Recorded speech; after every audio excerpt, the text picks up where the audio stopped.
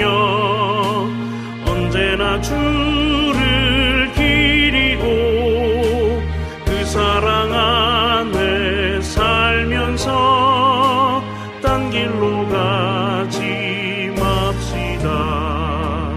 이 세상 사는 동안에 주 이름 전파하면서 무한한 복락 주시는 예수를 위해 삽시다.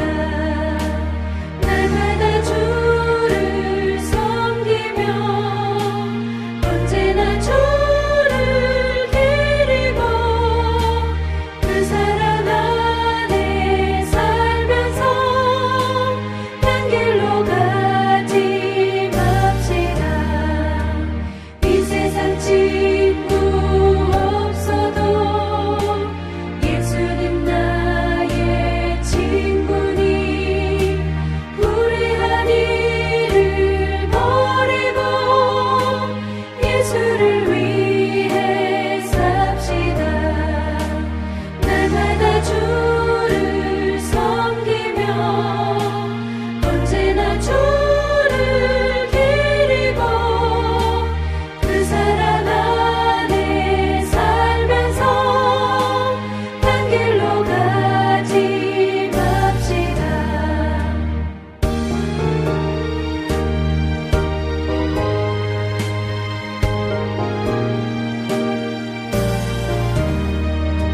주께서 심판하실 때 잘했다 칭찬하리니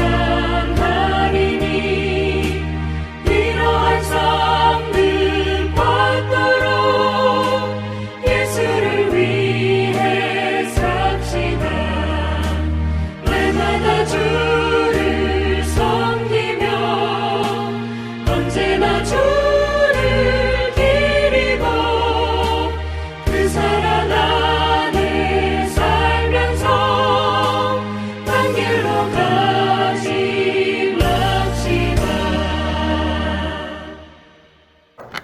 사무엘상 4장 1절에서 11절까지 말씀을 한 절씩 교독하시고 마지막 절은 함께 읽겠습니다. 제가 먼저 읽습니다. 사무엘의 말이 온 이스라엘에 전파되니라. 이스라엘은 나가서 블레셋 사람들과 싸우려고 에베네셀 곁에 진치고 블레셋 사람들은 아벡에 진쳤더니 블레셋 사람들이 이스라엘에 대하여 전열을 벌이니라.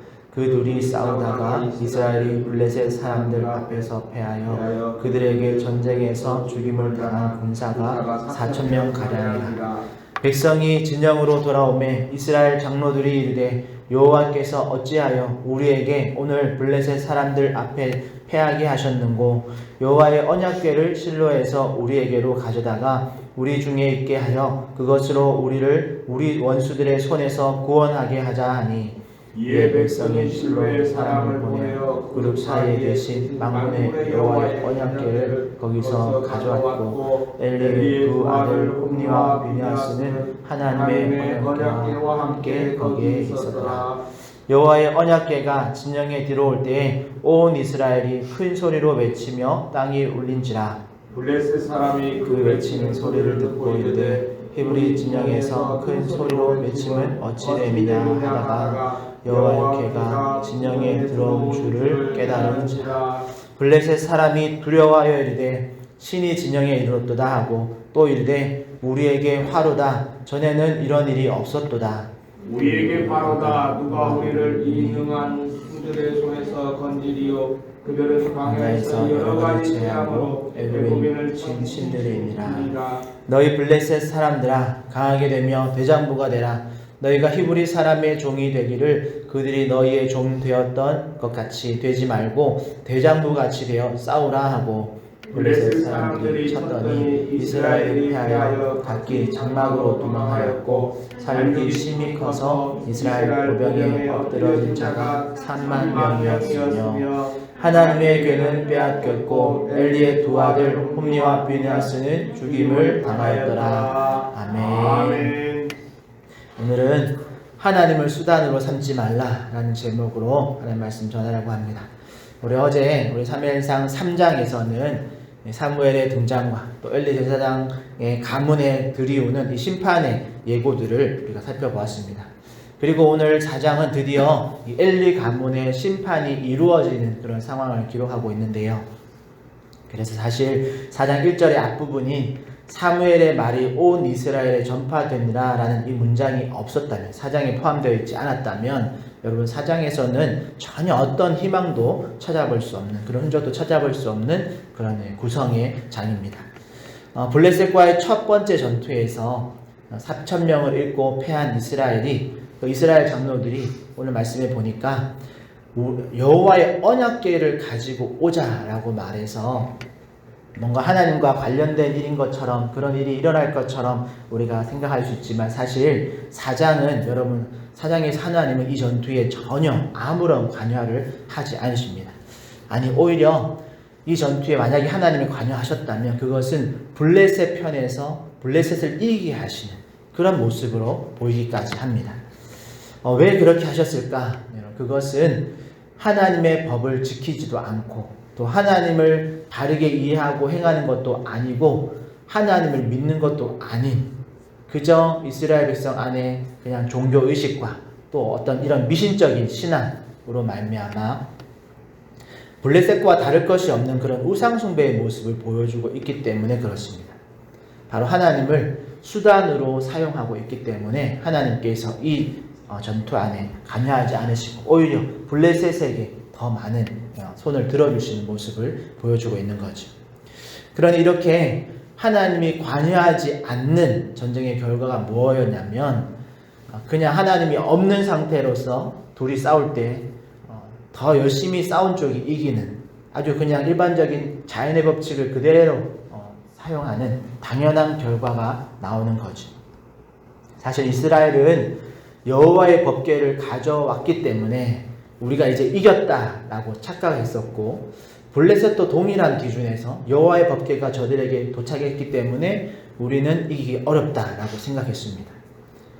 그런데 9절 10절의 말씀에 보면 블레셋은 여호와의 법궤의 등장으로 사기가 가라앉았음에도 불구하고 이렇게 말합니다. 너희 블레셋 사람들아, 강하게 되며 대장부가 되라.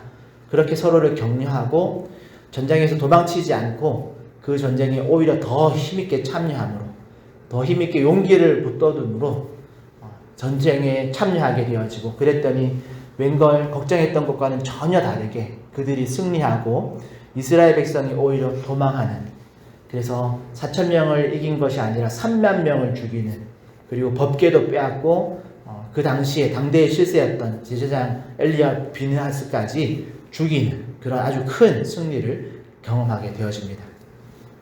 이처럼 하나님이 없는, 하나님이 관여하지 않는 상황에서는 여러분 그냥 일반적인 법칙이 작동하는 겁니다. 세상의 법칙 그대로 작동할 뿐입니다.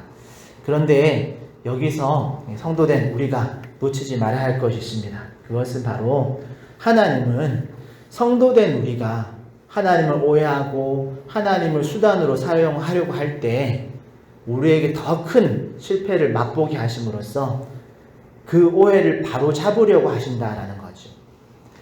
오늘 이스라엘이 블레셋과 싸울 때 그냥 하나님과 관계없이 시작한 전투였기 때문에, 하나님과 관계없이 하나님이 관심도 두지 않으시고 또 하나님이 신경 쓰지 않는 전투였기 때문에 그냥 하나님을 배제한 상태로 그냥 이스라엘이 열심히 싸웠다면 결과가 또 어떻게 될지 모르겠습니다.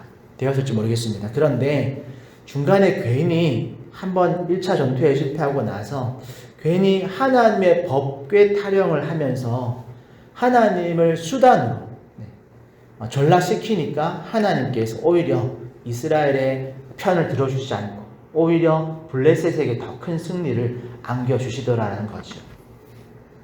왜 그렇습니까? 하나님은 이스라엘의 편이 아니셨기 때문에 졌나요?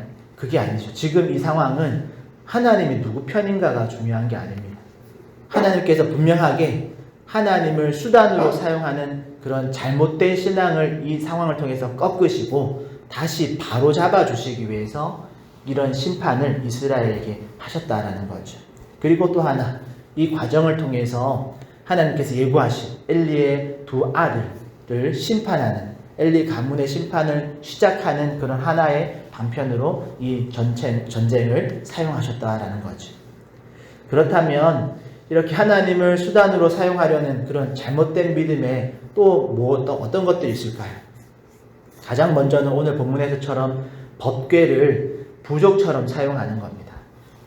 하나님의 말씀, 또 하나님, 요즘으로 말하면 성경책이나 어떤 십자가 이런 것들을 그냥 부족처럼 사용하는 겁니다.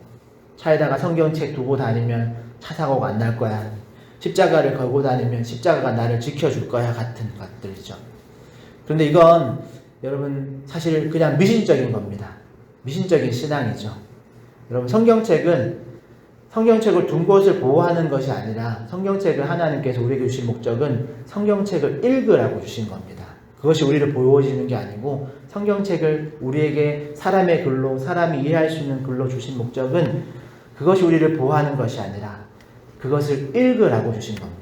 십자가는 뭡니까? 십자가를 걸고 다니면서 우리가 그것의 보호를 받는 것이 아니라 십자가를 볼 때마다 예수 그리스도께서 우리를 대신해서 죽어주신 그 하나님의 사랑, 예수 그리스도의 사랑을 기억하라고 주신 상징과 같은 것입니다. 그게 우리를 지켜주는 부적이 아니다라는 거죠. 그렇게 하나님을 어떤 도구화시켜서 하나님을 어떤 우리의 수단으로 사용하지 말라라는 거죠. 또 다른 행태는 우리가 항상 기도하기 때문에 또 항상 실수할 수 있는 영역, 기도의 영역인데요. 여러분, 기도는 하나님과 우리의 관계에서 하나님과 우리의 관계가 연결되어 있음을 항상 확인할 수 있는 그 관계에 대한 점검을 위한 그 관계를 연결되어 있음을 확인할 수 있는 통로와 같은 겁니다. 그러니까 기도할 때 하나님께서 우리의 기도를 들으시고 또 하나님께서 우리의 기도에 응답하시는 이런 관계의 점검을 할 수 있다라는 거죠. 그런데 그 관계 통로에 그 통로가 잘 연결되어 있는가 없는가를 먼저 확인하지 않고 이게 하나님께 그냥 우리의 어떤 요구를 관철시키기 위한 어떤 수단으로 이거가 잘 되게 해주십시오. 또는 때로는 내가 결정 다 해놓고 하나님의 어떤 사인만 받으려고 하는 어떤 그런 기도로 우리 하나님 앞에 나가서는 안 된다라는 거죠. 또 그러다 보면 하나님께서 응답해 주시지 않고 또 허락해 주지 않고 거절하시거나 또 우리가 기도한 대로 되지 않고 실패하면 왜 내가 기도했는데 들어주시지 않느냐, 또 기도하면 다 된다고 했으면서 왜 거짓말을 하시냐, 이렇게 하나님을 잘못된 하나님으로 우리가 오해할 수도 있기 때문에 이런 잘못된 기도는 우리가 주의해야 된다는 겁니다.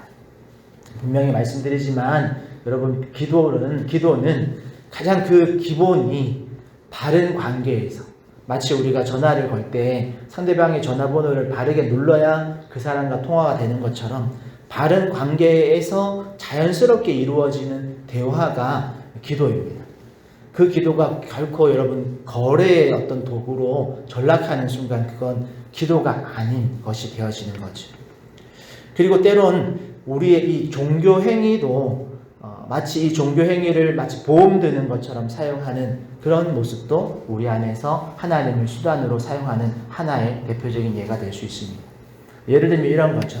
내가 주일 예배를 잘 드렸으니까 이번 한 주는 하나님이 나를 지켜주실 거야. 이번 한 주는 내가 고민하던 그런 것들을 잘 풀어주실 거야. 나와 같은 이런 착각. 또 헌금을 많이 하면 하나님이 더 큰 복을 주실 거야.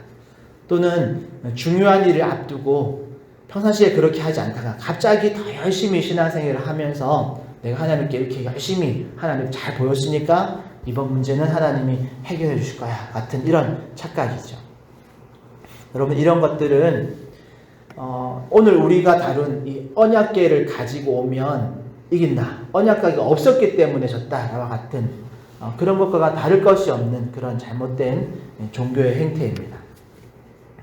여러분, 예배와 하나님과의 관계를 그저 나의 어떤 리스크를 관리하는 그런 수단으로 사용하는 그런 아주 좀 수준이 낮은 유치한 그런 수준에 머무는 신앙을 받게 되지 않는다라는 거죠. 이 외에도 우리가 알게 모르게 그리스도의 복음을 또 다른 우상 숭배와 동일한 어떤 기준으로 변질시킬 때가 많습니다. 그런데 이렇게 하나님을 수단으로 삼는 행위는 결코 그 행위를 통해서 하나님의 은혜를 우리 가운데 가지고 올 수도 없고 하나님의 은혜를 입을 수도 없습니다. 왜냐하면 하나님께서 그런 방법으로는, 그렇게 하나님을 수단으로 사용하는 그런 마음의 중심으로는 하나님의 마음과 연결되지 않기 때문에 그렇죠. 그러면 이런 시수를 줄이기 위해서 우리가 무엇을 기억해야 할까요? 그것은 하나님을 우리의 수단으로 삼으려는 그 마음을 멈추는 것에서부터 시작되어집니다. 그리고 우리의 마음이 하나님을 우리의 수단, 우리의 도구로 삼으려고 하는 그 마음을 반대로 우리가 하나님의 수단 또는 우리가 하나님의 도구가 되려는 마음으로 변화되어지는 것에서부터 시작되어집니다. 즉, 내가 하나님을 조종하려고 하는 마음을 내려놓고 하나님께서 나를 통치해 주시고 하나님께서 나를 인도해 주시기를 간구하는, 그렇게 성령의 인도를 받기 위해서 우리의 삶을 하나님께 내어드리는 그런 기도, 또 그런 마음의 자세의 변화에서부터 시작되어진다는 거죠. 결국 여러분 종종 들어보셨던 표현이지만 우리가 우리의 자기 중심성을 내려놓고 다르게 말하면 예수님께서 공간복음, 마태마가, 누가복음 모든 그 공간복음 속에 빠짐없이 기록해 놓은 말씀처럼 누구든지 나를 따라오려거든 자기를 부인하고 자기 십자가를 지고 나를 따를 것이니라 라고 말씀하신 이 말씀을 우리가 기억하고 그 말씀대로 우리의 삶을 바꿔나갈 때에 우리가 하나님을 우리의 수단으로 사용하려고 하는 그 유혹 또는 그런 어리석은 선택에서 또는 그런 오해에서 자유로워질 수 있다는 거죠. 오늘 본문에 이스라엘을 예를 들자면 여러분 블레셋과의 전투를 일으키는 목적은 성경에 나와 있지 않지만 중요한 건 하나님께 먼저 묻지 않고 하나님께서 이것을 기뻐하시는가에 대한 점검 없이 그저 자신들의 상황이 블레셋과 싸울 만한 상황이 되고 또 때로는 그 싸움을 통해서 무엇인가 자신들의 유익을 위해서 그 싸움을 하나님과는 관계없이 시작했다라는 것에서부터 문제가 시작되었죠. 그렇다면 반대로 이 문제에 접근한다면 하나님 내가 이런 목적을 갖고 있는데 하나님 내가 블레셋을 칠까요? 블레셋과 싸울까요? 이렇게 하나님의 뜻을 먼저 묻는 그런 하나님의 관계에서 오는 이런 순종함들이 먼저 있었어야 됩니다. 그리고 혹시라도 실수해서 싸움이 시작되었다 할지라도 여러분 1차 전투에서 4,000명이 죽고 패배했을 때 그때라도 우리가 왜 졌지라는 질문 앞에서 법궤가 없어져 졌구나가 아니라 하나님께 최소한 하나님의 법궤가 있는 그곳에 가서 하나님의 성막 앞에 가서 하나님 앞에 엎드려서 하나님께 물어서야 됩니다. 그때라도 그렇게 물었다면 늦지 않았겠죠. 그럼에도 불구하고 이스라엘은 그렇게 하지 않았죠. 그리고 앞에서 제가 몇 가지 예를 든 것처럼 예배를 잘 드리면 한 주가 편하고 헌금을 많이 하면 큰 복을 받고 평소에 잘 안 하다가 중요한 일을 앞두고 갑자기 더 종교행위를 열심히 하는 것은 여러분 전혀 하나님과 관계없는 판단임을 제가 말씀드렸는데 그렇다면 우리가 자기를 부인하고 자기의 십자가를 지고 예수님을 쫓아가는 바른 신앙의 모습은 무엇일까? 그것은 평상시에 주님과의 관계를 바르게 맺고 있는 겁니다. 작은 결정 앞에서도 기도하면서 이것이 하나님이 기뻐하시는 일인가를 항상 하나님께 묻고 또 하나님의 말씀인 성경을 분명한 삶의 기준으로 삼는 거죠. 그러기 위해서 우리가 성경 말씀을 또 읽고 알아야겠죠. 그리고 우리의 욕심을 채우거나 또는 우리의 어떤 불안을 해소하기 위해서 하나님을 수단으로 삼으려고 하는 그런 시도를 그치고 하나님으로 우리의 마음을 채우고 하나님을 신뢰할 때 하나님을 신뢰하기 때문에 우리의 상황과 어떤 문제가 되지 않는 상태가 되도록 성령 하나님께 우리를 맡겨드리는 그런 기도가 우리 가운데 필요한 줄 믿습니다. 그러고 보면 여러분 예배를 드렸기 때문에 한 주가 평안한 것이 아니고 우리 주님께서 나와 언제나 함께 하시기 때문에 언제나 평안함으로 하나님 앞에 더 은혜스러운 예배를 드리고 또 하나님을 통해서 그 예배를 통해서 은혜를 공급받는 겁니다.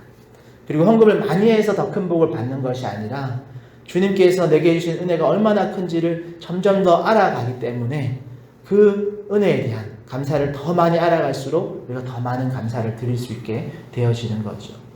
또한 급할 때만 하나님을 찾아가는 것이 아니라 평상시에 하나님과의 친밀한 관계를 잘 유지하고 있기 때문에 아무리 큰 어려움을 당해도 그냥 우리가 평상시 하던 그 페이스를 유지하며 우리의 신앙의 모습을 더 견고하게 만들어 갈 수 있게 되어지는 겁니다. 그러기에 사랑하는 성도 여러분, 우리가 이제 하나님을 수단으로 삼으려는 그런 시도를 멈출 수 있는 저와 여러분 되시기를 축복합니다. 여러분, 이를 위해서 자기 중심성을 버리고 자기를 부인하고 자기 십자가를 지고 예수님을 따라가는 우리가 되기를 축복합니다. 내가 생각하는 그것 때문에 잘되고 잘못되고가 아니라 하나님께 나를 맡겨드릴 때 하나님께서 나를 또 우리를 하나님께서 기뻐하시는 뜻대로 사용하실 줄 믿습니다. 그리고 오늘 하루도 하나님을 우리의 수단으로 삼는 것이 아닌 우리가 하나님의 복의 통로로 쓰임받기 위해서 기도하였으면 좋겠습니다. 또 우리 화정충영교회가 하나님의 복음의 통로로 쓰임받기 위해서 기도하는 그런 은혜가 있기를 예수님의 이름으로 축복합니다. 기도하겠습니다. 하나님 감사합니다. 오늘도 이 시간에도 주님 우리를 주님의 귀한 복의 통로로 또 복음의 통로로 불러주시고 또 세워주시고 또 우리 예수를 사용하셔서 하나님 이 첫 시간에도 하나님을 위해서 또 기도할 수 있게 하심을 감사를 드립니다. 하나님 그렇게 우리의 마음의 중심 또 우리의 우선순위가 하나님이 중심이 되어지게 하시고 하나님이 우선되어지는 은혜가 있게 하여 주시옵소서. 우리의 무언가를 위해서 우리가 먼저 하나님을 수단으로 또 사용하는 것이 아니라 하나님 때문에 우리의 삶을 또 하나님의 도구로 하나님의 또 수단으로 또 사용해달라고 그렇게 우리를 먼저 하나님께 올려드릴 수 있는 우리 한 사람 한 사람 다 되게 하여 주시옵소서. 그렇게 우리를 주님께 올려드릴 때 주님께서 우리의 오늘 하루를 붙들고 사용하여 주시고 또 하나님이 사용하시는 곳곳에 하나님 그리스도의 향기가 널리 전파되어지는 놀라운 복을 더하여 주시옵소서. 감사하며 예수님의 이름으로 기도합니다. 아멘. 하늘에 계신 우리 아버지여, 이름이 거룩히 여김을 받으시오며 나라에 임하옵시며 뜻이 하늘에서 이룬 것 같이 땅에서도 이루어지이다. 오늘날 우리에게 일용할 양식을 주옵시고 우리가 우리에게 죄 지은 자를 사하여 준 것 같이 우리 죄를 사하여 주옵시고 우리를 시험에 들게 하지 마옵시고 다만 악에서 구하옵소서. 대개 나라와 권세와 영광이 아버지께 영원히 있사옵나이다. 아멘. 우리 말씀 붙들고 기도하실 때 오늘 말씀 잘 이해하셨다면 우리의 간구를 하나님께 먼저 올려드리기 전에 하나님께서 우리의 삶을 또 사용해달라고 하나님께서 우리의 삶을 통치해 주시고 인도해 달라고 우리의 삶을 먼저 하나님께 내어드리고 하나님께 주시는 지혜와 또 하나님 주시는 기도의 제목 붙들고 또 기도하시는 저와 여러분 되시기를 축복합니다. 그렇게 우리 그런 마음 가지고 또 여러분 개인의 기도 제목 가지고 교회를 위해서 우리 주님 한번 찾고 통성으로 기도하며 나가겠습니다. 주여 하나님 감사합니다. 오늘도 주님께서 우리 새벽에 우리 아침 첫 시간에 주님께 기도할 수 있는 마음 또 그런 상황들 또 그런 환경들을 허락하여 주시고 특별히 우리 믿음 안에 그렇게 하나님께서 우리를 먼저 주님 앞에 세우게 하시는 은혜 주시면 감사드립니다. 하나님 오늘도 주님 우리를 주님께 맡겨드립니다. 하나님 우리를 사용하여 주셔서 하나님 기뻐하시는 그대로 아버지 우리를 인도하여 주시고 우리를 통치하여 주시고 특별히 우리가 우려되는 이 교회까지도 하나님께서 아버지 하나님 주장하여 주셔서 아버지 하나님 우리의 상황 우리의 형편 우리의 요구를 올려드리게 하소서. 하나님께 먼저 영광을 올려드리고 하나님의 나라와 그 일을 위해서 기도할 수 있는 우리 한 사람 한 사람을 되게 하여 주시옵소서. 우리의 기도 제목들도 우리의 급한 마음도 있지만 먼저 하나님께서 아버지 우리를 통해서 이루시고자 하시는 분들 하나님께서 우리의 마음 가운데 주시는 하나님의 그 마음을 먼저 헤아릴 수 있는 우리를 되어지게 하시고 아버지 하나님의 수단으로 사용하는 것을 멈추고 하나님 우리가 주님의 도구로 주님께 붙들림 받은 자들로 사용하기를 소망하는 그런 마음의 중심을 주님께 올려드리는